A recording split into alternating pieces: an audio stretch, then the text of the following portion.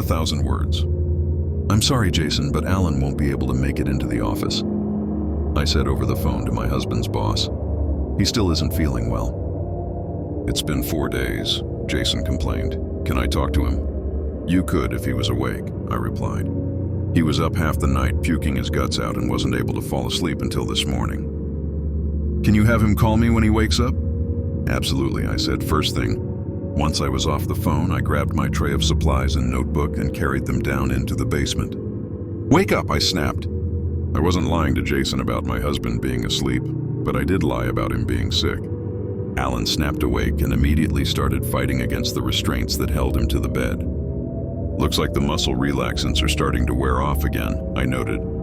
I grabbed the pre-filled syringe from the tray and jabbed it into his thigh.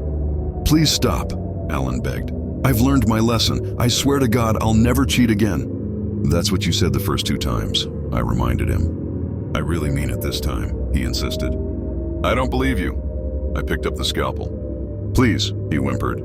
I could tell from the way he slurred the word that the drugs were starting to take effect. Let's see what our next group of words is going to be. I flipped open my notebook and turned the pages until I got to the one I needed. Written on the page were 100 words I'd come up with to describe what I thought about my husband. As part of his punishment, I was going to carve those words into his body as I'd already done for the past 4 days. I ran my hand across the scabs on his left leg. That is where I carved the first 200 words. The next 200 words I carved into the right leg. I think it's time to start on the arms, I declared. Alan was fully drugged at this point and unable to resist as I lifted his left arm and started to carve the word lecker onto the side of his thumb. When I was done, I sealed the cuts with liquid bandage and then moved on to the index finger, where I carved the word deceiver.